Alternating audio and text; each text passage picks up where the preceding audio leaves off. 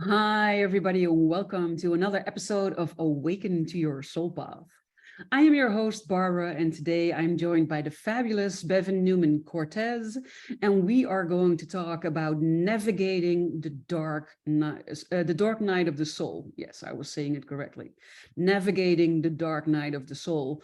And for those who don't know who or what the dark night of the soul is, we will get into that. And those who think you can only have one dark night of the soul, stay tuned because that's not true. Thank you for being here and talking about this wonderful topic with me today, Bevin. It's a pleasure having you.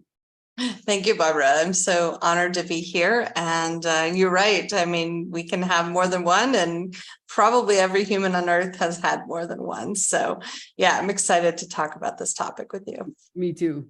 So when I started on my journey of self-discovery, I had never heard of the term dark night of the soul before. So the first time someone mentioned it to me, I was like, say what? And I can imagine that a lot of people that are watching that don't know what the dark night of the soul is have sort of a similar response. So could you explain to them what the dark night of the soul is, or how they might be able to recognize it in their own life? Yeah, absolutely. I think sometimes people call it a spiritual or existential crisis. You know, everybody's kind of probably familiar with like the midlife crisis, but it doesn't necessarily happen in midlife for everyone. It can be different times and different circumstances. And it's often when we are at our lowest point. You know, when we're at our lowest point mentally or emotionally or spiritually or financially. And there are some, I think, some common human experiences that we go through that can kind of trigger a dark night of the soul, right? Where we begin to question everything. And so that might look like a loss of a relationship or even the death of a person that you love. You could be downsized at work and you are like so invested in your career and now there's nothing and you don't know what to do. You might have a divorce or a separation. You could have some kind of illness or a diagnosis that came out of the blue and now you're like, whoa, and your whole world sort of gets rocked, right? It could be an occurrence in your country or in the world that you have no control over. And it is a life-changing experience, you know, whether you want it or not. It does prompt a lot of questioning, like, okay, who am I? What have I been doing with my life? Why is this happening to me?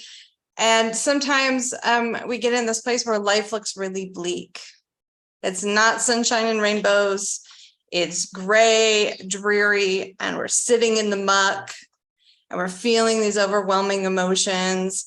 And we don't even know if there's a way out. So I don't know if that resonates with you, Barbara, if you can relate to that in your own life and your own experiences. Yes, definitely. That's what it feels like. It feels like you're drowning in your own life, and it feels like the ground has been swept away and you're tumbling into like this wild water river and you're being beaten by all the rocks and you don't know up from down, from left or right. And you're either at a loss for everything or it feels like everything is attacking you. It can be a variation on these things, but it's definitely not fun. And it's definitely very scary. Or the first time I experienced it, it was very scary because I had no clue what was happening, and it felt like I was questioning everything, and everything up until then that I thought was true turned out to not be true. And I felt like my life was upside down and I didn't know who to trust anymore. I didn't know if I could even trust myself and the things that I've been told. And I didn't know how to move forward from this. I didn't know what exactly was happening.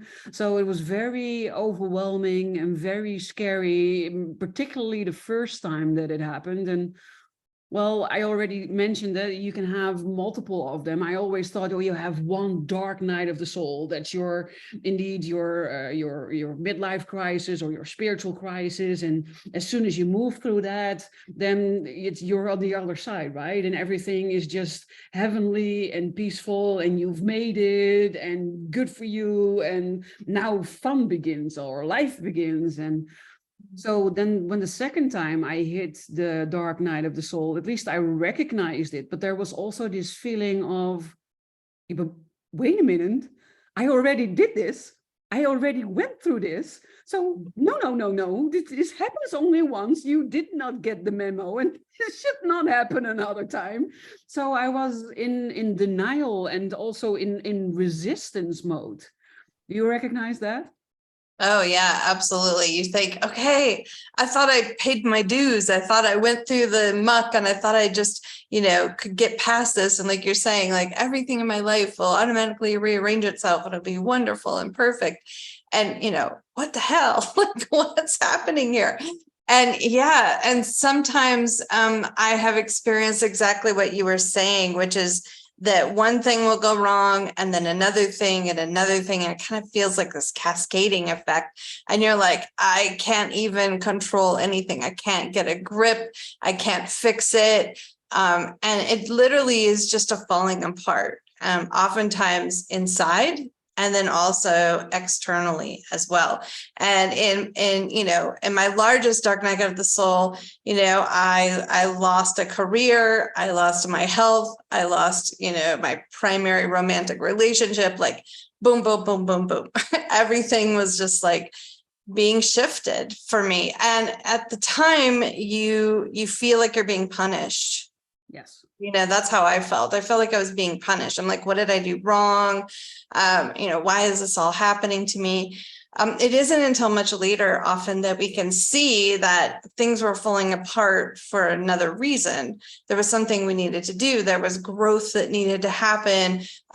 We were holding on to something that was no longer tenable just because it was familiar, right? And you have this sort of intense grieving for the loss of the life and the person that you once were, and you really don't know who you are anymore. You don't really have any idea. Yeah, no, I totally agree. So the first dark night of the soul I had is when I ended up in my severe burnout. I lost my partner at that time. I had lost people I loved, and I was under a lot of pressure at my job, and the things just collided. So my boyfriend ending our relationship after 7 years, it was the final drop in the bucket that was already very full. And I felt like I lost everything because most of his family had become my family, and I instantly lost them. A lot of our friends were his family, and I lost them. He's kicked me out of our house that we had rebuilt and had been living in for 7 years. So I lost my safe place. I lost my house. I lost my partner. I lost my lover. I felt like I lost everything. And I didn't know up from down and left from right, and I didn't know what the future would be holding. And besides the shock and the emotions that come with it, I was completely overwhelmed by everything at work, and that ended me up in blowing up at work. I did something that was not advisable. I told the absolute truth to our clients, which as a project manager was not the wisest thing, but it was just because you were at the end of your rope. And I also remember that I felt like I was disappointing everybody. I was disappointing myself, but more, I was disappointing my coworkers. I was disappointing my boss. And personally, I didn't know who I was anymore. I didn't know what my hobbies were anymore, or what my interests were in life, because they had become so interwoven with my partner that I had molded in more in his direction. It ended up that we were doing mostly his hobbies and listening to his music. And honestly, I had no idea anymore who Barbara was. And I thought it was the absolute worst thing that had ever happened to me when I was in the middle of it. But now looking back at it, it was the start of my journey of self-discovery. It was the start of my journey to freedom. It was the start of my journey of being my real self, having my wonderful business, but also having the baggage in order to be able to help people. And this was just the first dark night of the soul that happened. But yes, so I get it. Yeah. Yeah, and you're really, kind of describing the grief process, because when we're going through it, we have that shock.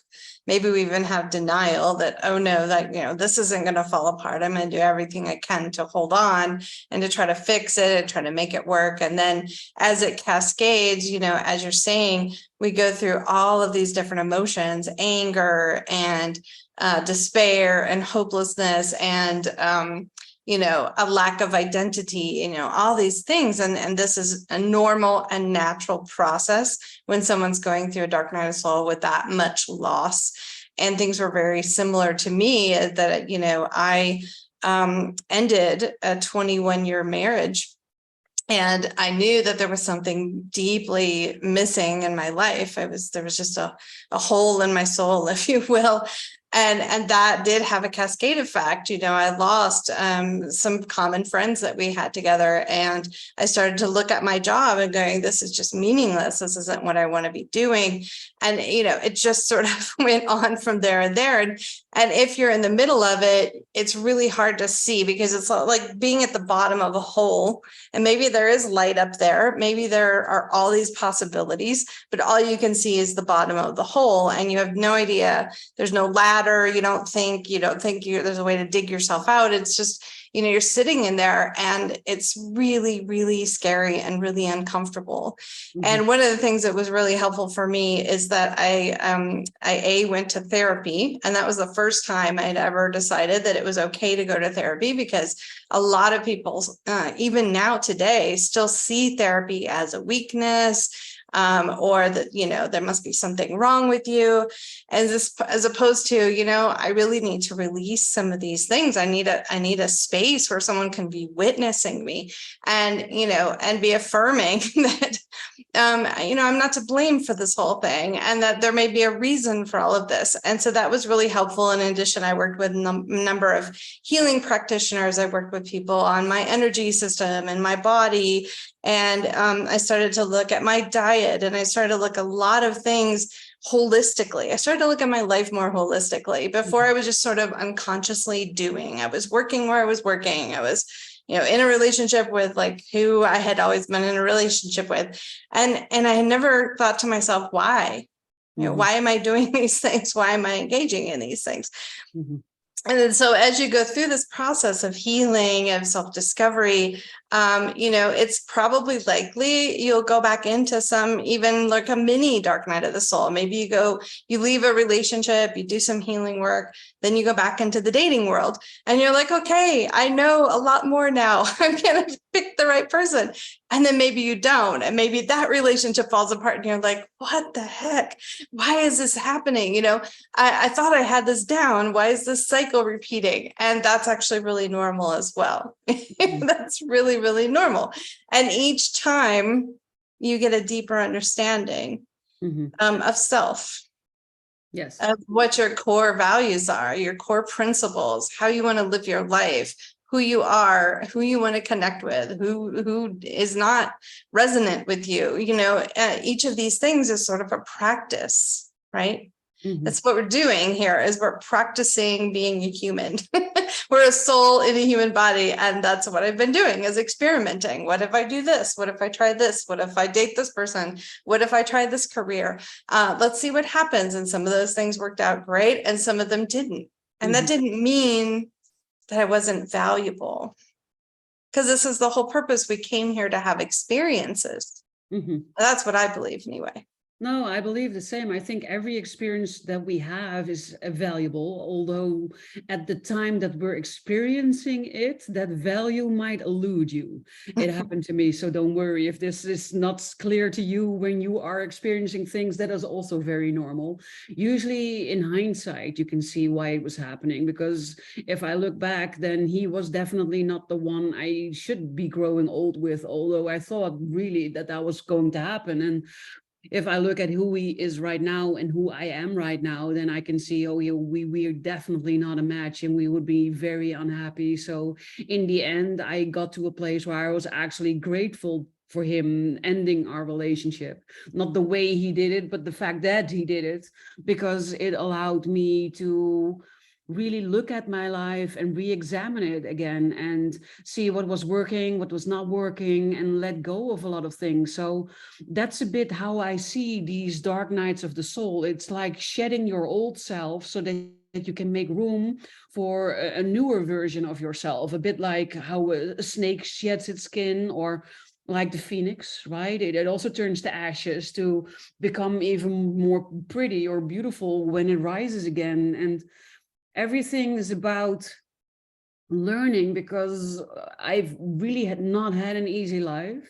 But if I look at everything that I've gone through and the work that I'm now doing with people, I would not have been able to do this deep level of soul work and healing with people if I hadn't gone through everything that I've gone through.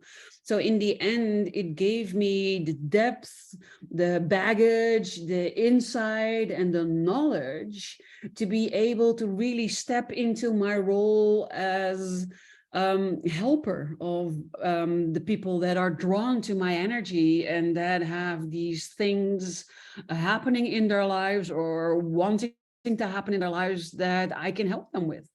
So yeah, I believe every experiences that we have is there to help us grow or evolve or expand our knowledge, and eventually is in our higher good.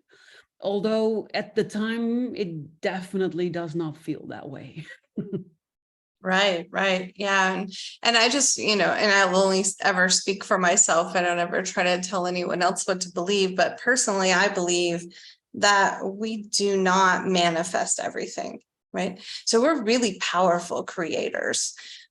We have a lot of influence over our life. And of course, the more that we open ourselves and we start to ask questions and we start to wonder, like, why am I doing this? Why am I thinking this? Why am I making this choice? Why am I, having this certain schedule? Why am I working for this employer? As we begin to ask ourselves more of these questions, we become responsible for our conscious choices. But I just want to say to anyone out there who's thinking maybe, they had a really tough time and I'm a survivor of abuse.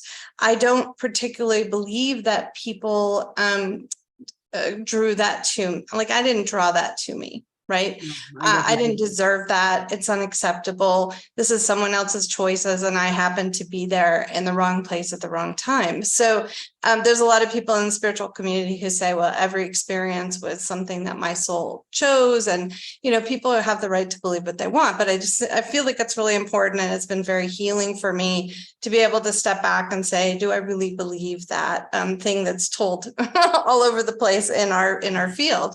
But it does help us to pay attention. When you go through something really difficult, really dark, it does wake you up. You have no other choice but to pay attention to what's happening, to pay attention to what's going on, to say, maybe I need to be more self-protective, have more discernment.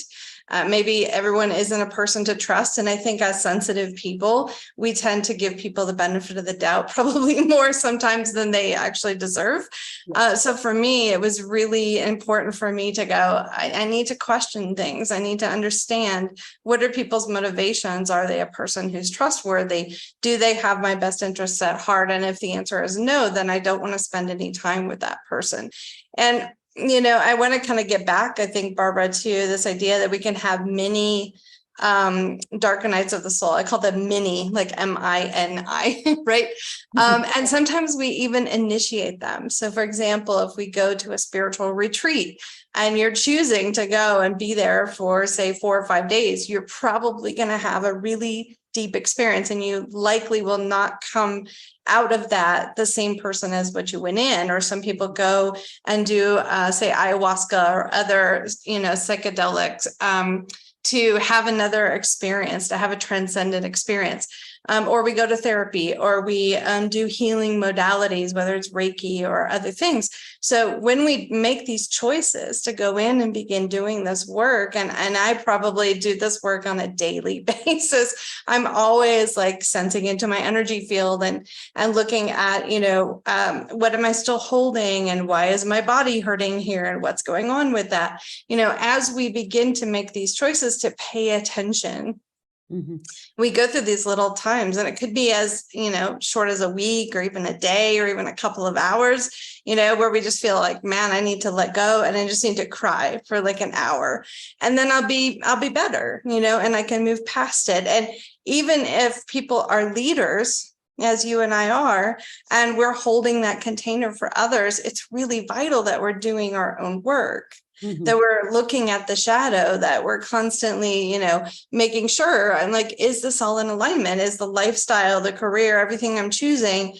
is this what I really want to be choosing? Is this aligned with me now? Because even though we went through that big, giant readjustment, if you will, even what we're choosing now, maybe years later, it's like, maybe it needs to be tweaked, or maybe that's not even working for me anymore. And I can actually choose to go through the dark night of the soul. I already know what's going to happen. I know how to hold myself. I know how to care for myself during the fear, during the anger, during the hopelessness, during, whatever comes up. And then it becomes a deliberate choice, as opposed to something that happens to us. Exactly. I love everything that you've been sharing so far. So the first thing I loved was that you talked about our soul choosing things. I've always had issues with that. When people said, oh, yeah, but your soul chose this family, and your soul chose this father. And well, yeah, I have issues with that. I've always had issues with that, because what happened definitely was not something I was deserving. So I recognize what you're saying. I also love how you explained that when you go through your dark nights of the soul, but mostly when you're growing as a person, when you're starting to understand the game of life better, you're starting to understand better that you are what they like to call a soul experiencing a human life. And don't worry if you're not totally familiar what this means, but it basically means that we are all connected to source energy, the universe, some people call it God, and we came here for a certain purpose. And that's the thing that we need to discover, that we need to find. And we came here as a human in this life to experience that. But I also believe in reincarnation. So maybe next time I come as a cat or an elephant or something. And so that's the theory behind that. And the more skilled you become at being yourself, and the more you learn about yourself, the better you are able to navigate these moments, because it's indeed constantly evaluating, is this who I am? Is this who I want to be? And if not, what do I need to let go of? Or what do I need to invite more of in my life? And sometimes that indeed means that you need to purposely enter into a dark night of the soul to cleanse yourself and to free yourself up, to move to a higher level, to to rise above, I think would be the best way to say it, to rise above who you've been until then, and to step into this new part of yourself. And I also believe that we are never done. We will always continue to learn about ourselves. We will also always continue to grow. And with that probably comes some more dark nights of the soul. Yeah. It's like, a part of you is like falling apart, and another part is there to say, I know this is really hard. I'm so sorry that you're going through this right now.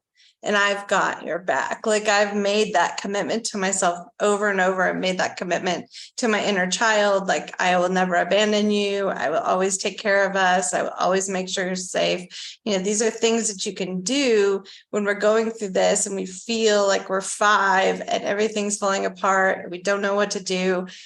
We can hold ourselves. We can affirm that, yeah, this really sucks.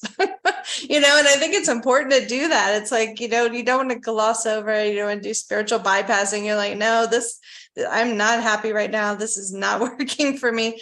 But I also know it's temporary, and I've got me, and I will always be there for me. Right. It's like the caterpillar, entering the cocoon, and then it becomes like this mush of cells, it's just cells.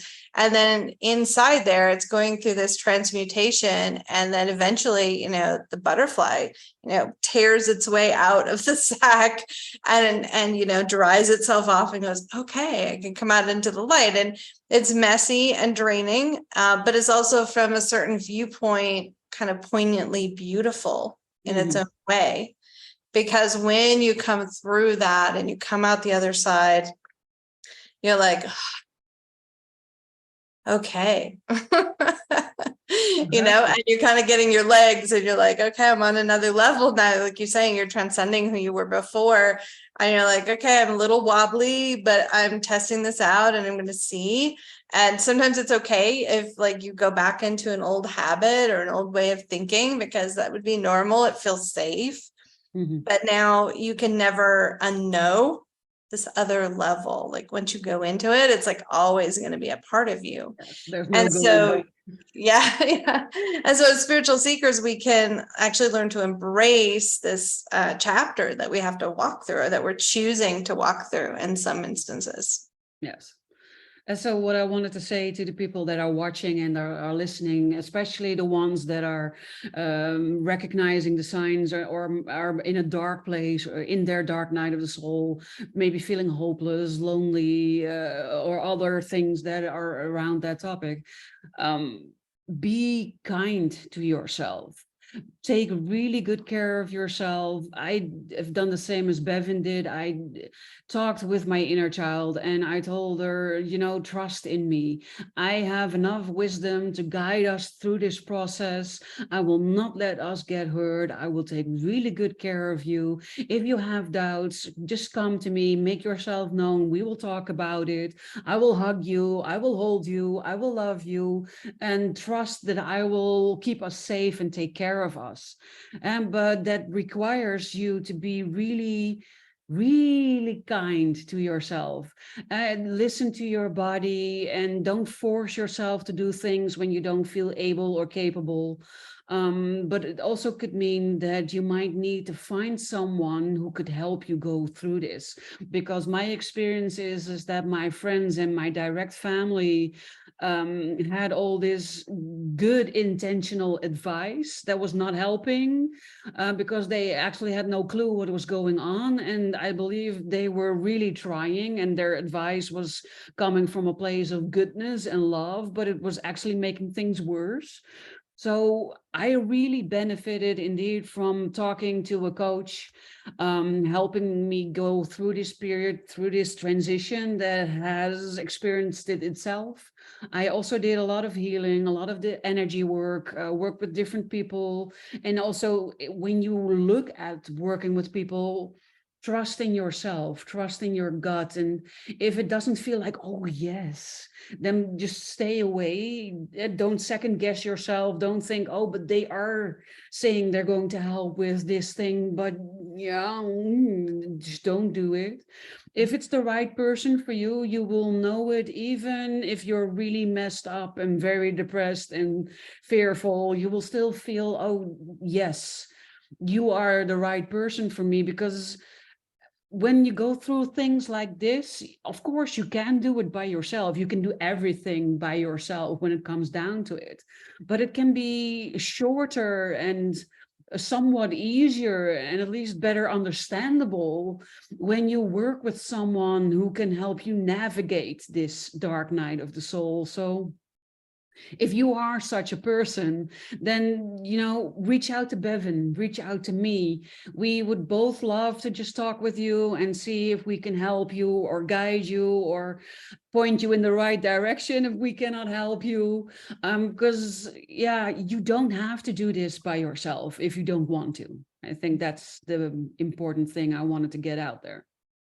Yeah, I think what you're bringing up is really vital for people to hear, because unless people are really taking this spiritual path, a lot of times they mean well, as you were saying, but they don't know how to hold that container and how to create safety. And they don't have maybe an understanding of what you're actually going through. And that's one of the reasons that I have always been a community organizer for empaths, because I think that not only is it great to have a mentor or a coach or someone there, a therapist, to really be holding that space one-to-one, but it's also wonderful to talk with other people who are going through similar experiences and knowing you're not alone. I know when I found out about being an empath, I was like, I can't believe there's other people who have the same experiences as me. And it's just such a relief to feel that culture of support, to, be on a live call or chatting in a community. And everybody's like, yeah, I had that experience too. And you're like, oh, okay, great. So that's the reason that, I've done this, is that I know what that meant for me early on in my process. And I could see what that does for my clients as well. Yeah, no, I totally agree with you. I also have my own community for highly sensitive people and empaths, and I had roughly the same experience. I first, by accident, discovered I'm a highly sensitive person, because when I was in my burnout, my boss told me, yeah, but you are an HSP because my wife is one and you're exactly the same, so you must be one. And I remember thinking, is he calling me a name? Should I be offended? Because he called me an HSP. If he had said highly sensitive person, at least I could have done something with the individual words, but HSP, I had no clue. But I decided to Google it, and that felt like I came home to myself. And then finding out that there are more people like me. I am not alone. I'm not crazy. And there's nothing wrong with me. I'm just a highly sensitive person. I'm just an empath. And there are a lot more labels that can be placed on me, same as probably for you. And I'm not a label person. I don't like to put people in boxes. I don't feel like I fit in a box. But for me, all of these things are just like little puzzle pieces of the big puzzle that makes Barbara. And an HSP is one puzzle piece, and an empath is another puzzle piece. I'm also an extroverted introvert. Where most highly sensitive people are very introverted, I am a lot more extroverted, which is also not that common. You see? So by getting to know yourself, you're discovering all of these things. And it doesn't mean that I'm limiting myself. It doesn't mean that I'm labeling myself. It sure as hell doesn't mean that I'm pushing myself in a box, but it does help me understand myself better, because with every little puzzle piece that I discover about myself, I gain new knowledge and new insight into things that I either do, or the way I think, or the way I act, or the way I am, that finally start making sense. And the more I start making sense to myself, the better life becomes, and the more I enjoy it. And being able to share that with other people who are on a similar path, it means that you can say, oh, this and this happened, and you don't have to explain it. They know immediately all of the ramifications, all of your feelings, all of your thoughts, and completely how you're feeling by just uttering a couple of words. And it's awesome being able to connect with people in such a way, because I never met people like me, or at least that was what I was thinking before I found out that I was an HSP. I thought I was the only one. And even now that I know more about myself and more, I do meet a lot of people. There are out there, but still, it's not in my direct family. It's more and more in my friend group, because the other people are going away and these people are coming in. But it's just really awesome being able to connect with other people who think the same, who act the same, who have the same morals and values, and just accept you without question, without judgment, for who you are, and who just offer loving support. Yeah. And we need that, I mean, I know there's a lot of things out there about, don't be seeking validation, but at some level, every human needs to feel validated. Every human needs to feel like other people see you as valuable and worthy and, cool and all those things, and speaking to your extroverted introvert, I think that ambivert is probably, a thing that many HSPs and empaths would relate to, which is in some situations, I'm very introverted, and in other situations, I'm very sociable. And it just depends on who I'm around. So I'm not necessarily sociable in places where I don't feel accepted, honored, welcomed, that kind of thing. But in the places where I do, I can, have a lot of deep conversations, and I can really, laugh and play and have fun. And I think this is true of the dark night of the soul, Barbara, as what you're talking about, is that, many friendships will kind of fade, as you find out more things about yourself. And of course, there is grief about that, of letting go of those friendships. You might find that they were more friendships of convenience, that you just met each other at work, and so you hang out, but it's not really a person, like you said, who shares your same sort of values. Whereas then you start to recognize, oh, that person might be a little bit sensitive. Let me go strike up a conversation with them. And then you can go deep, and they're like, oh, it's so great to meet someone else like me. And there's, keep in mind, there's like 1.4 billion sensitive people on Earth. We're about 25% of the human population. And most of them don't even know they're highly sensitive. No. Right. No. So when you think you're all alone and you think, oh, I can't meet anybody. Yeah, you can, but you have to look for the deep thinkers and the ones who are really heartfelt and the ones who notice all the subtleties and all the things, right? And you start to realize, oh, yeah, I can kind of see that there's a vibration or a look on people's face when they are HSP, and you can begin to recognize your people, so to speak. Yeah, and that's what happens, right? The more you know yourself, the more you get to know your user manual, the more in tune your antenna becomes with people like you, because you're starting to recognize it within yourself. So then you also recognize it in others. That's why I mentioned it. I always thought I never meet people like that. And I hear that with my clients a lot. I never meet other HSPs until they start working on themselves and start recognizing what being an HSP actually means, or what being an empath actually means. And then they start to recognize it in other people, because our society for the longest time was not geared towards being more sensitive. So a lot of people are also hiding it. They either don't know, I found out by accident, or they are hiding it. Because when I went to my mother and I told her, I finally know what was wrong with me. I still thought there was something wrong with me in that time. I am an HSP. And my mother's response was, yes, child, I know, but that's not something to be proud of. Because my grandmother had taught my mother, and then you need to put this into context. My grandmother had just experienced the Second World War. Yeah. So everything was in shambles. And in the Second World War, when you were different, you were being carted off to a concentration camp. So being different was anything but desirable, and being highly sensitive or being an empath is being different.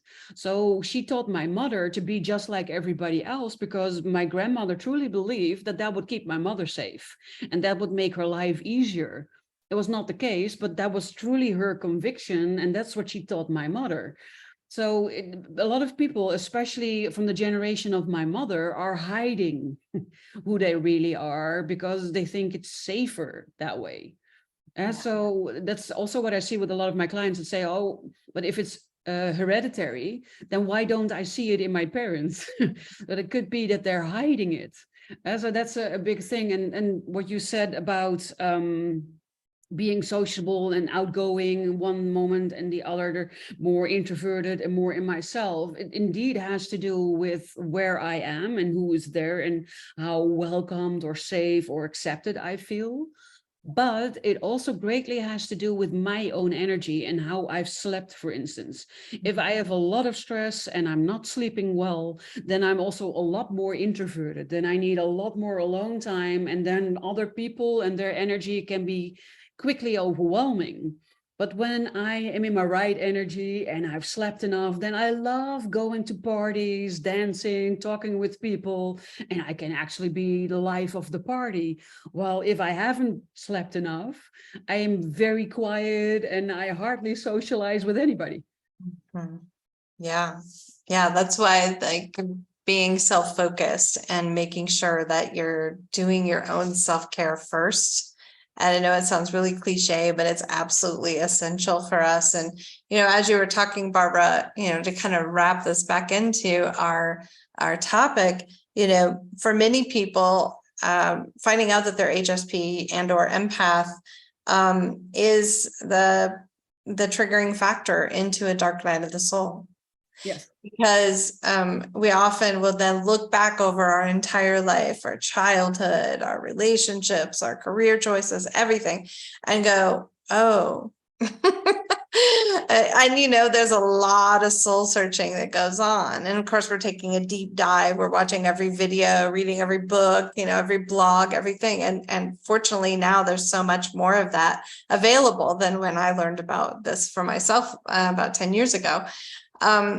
But you really can, especially when you begin to tell people, and if they are not supportive, you have to be careful and discerning about who you think is going to be supportive of that, and also bracing yourself that everyone might not be as excited about it as you are. Right. They might not be as because then, it's like you're telling something, especially in your family system, if you're like, oh, this is genetic. And they're like, well, don't even be saying that I'm sensitive. Like, and that has a connotation in the world instead of a positive connotation. And it has sort of a negative connotation as if it's a weakness. And so there's a lot of work that happens. And some people go pretty far down and kind of get into a bit of a depression because they thought, oh my gosh, this is great. I finally have the answer to what was wrong with me when I was a child, or why I couldn't connect. And then you tell everyone and they're like, that's not good. And you're just like, whoa. So it's just really important to understand, maybe in the beginning, you don't tell very many people, and that's okay. For me, sort of coming out, if you will, as a highly sensitive, intuitive, empathic person has been a process of unfolding bit by bit by bit. So if that's the dark night of the soul that someone's going through, this is a really important conversation for us to be having.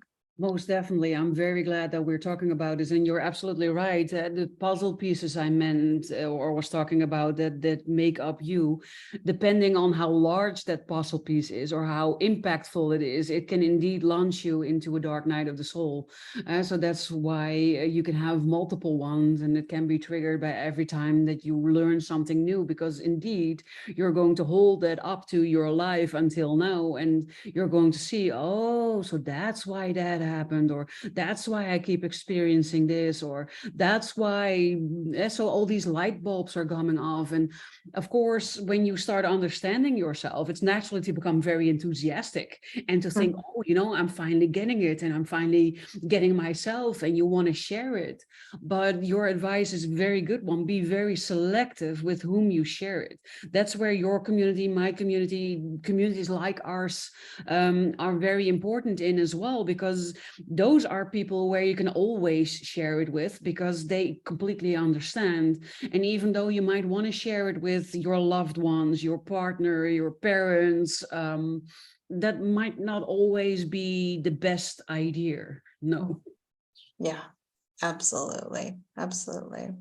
And I just wanted to echo what you said, to anyone who's listening. We get you, right? We get you. We understand what this process of being a spiritual seeker is all about, of finding all of those puzzle pieces, of learning about yourself, of reframing your past, of doing that energetic, emotional, mental work to redefine who you are. We understand. And we're really proud of you. We're really proud of you, because a lot of humans do not go on this journey in this lifetime. So the fact that you decided to do that is amazing. You're incredible. Keep going, hold yourself, use your discernment. and understand that there is light at the end of the tunnel, even if you're going through a dark night of the soul as you listen to this podcast. Exactly. This is really beautiful. Indeed, we got you, we see you, we hear you, we understand you, and we support you. So if you feel called or resonate really well with this topic, either because you've experienced it yourself, then it would be awesome if you could show us some love by liking this episode. We would love if you would comment, maybe share your experience so that it also helps other people who read it. Or if you have questions, please feel free to put them in the comments. We will definitely answer them. It would also be really awesome if you could share this on social media so that the people that follow you, that are in your sphere of influence, get to see it as well. Because if it's really valuable to you, it could be really valuable to one or more of your friends that might be going through a dark night of the soul, but feel like they cannot talk about it with other people who would really benefit from hearing that. So that would be awesome. And of course, if you are someone who is going through a dark night of the soul and you would really just like some support or some love or just a listening ear, a shoulder to cry on, feel free to contact us. My contact information will be below this episode. I'll make sure that your contact information is also below this episode. But to really answer this, where can people find you? How can they connect you? Yeah, thank you, Barbara. And yeah, please do reach out. Probably the best way to reach me is through empathleaders.com. The community that I run is called the Circle for Empath Leaders, and that is the best place to get connected, to come in, to meet other sensitives. There's a huge library of resources that we've been posting for about 7 years. So it's probably one of the largest libraries in the world for materials that are specifically for sensitive, empathic, and intuitive souls. So love to have you come in, and you'd be most welcomed. I love that. And don't worry if this went a little bit too fast. Like I said, all the links will be in the show notes of this episode, so check below. And if you haven't already done so, make sure that you subscribe to this channel, because I will be having lots of very interesting talks with lots of other wonderful people like Bevin. So it would be awesome if you didn't miss those and maybe even got some more help in things that you're going through. But for right now, we are running towards the end of our talk. It has been a true delight talking about this. And I really do think that this is such an important topic, especially the whole Corona thing has triggered a lot of dark nights of the soul for a lot of people. So a lot of people are going through them and might actually feel very alone in their process. So I think this came at exactly the right time. And I want to thank you from the bottom of my heart that you were willing to come and talk with me about this amazing topic. Thanks, Bevin. You're so welcome. Thank you, Barbara. So for now, we are at the end of our show, but I want to thank you too, viewer, listener, for being here, for watching, for listening, for always showing your support, for liking, for commenting, for sharing. It means the world to me that you are helping me, and in this case, Bevin, spread our word into the world so that more people can finally discover what we've discovered. You're absolutely normal and there's nothing wrong with you. And you might be weird and strange, but in a good way. And if you learn to love it, life will become really fun. So for today, thank you for being here. Thank you for watching. Thank you for listening. And I hope to talk to you again next week with a different guest. And for today, I wish you an amazing rest of your day.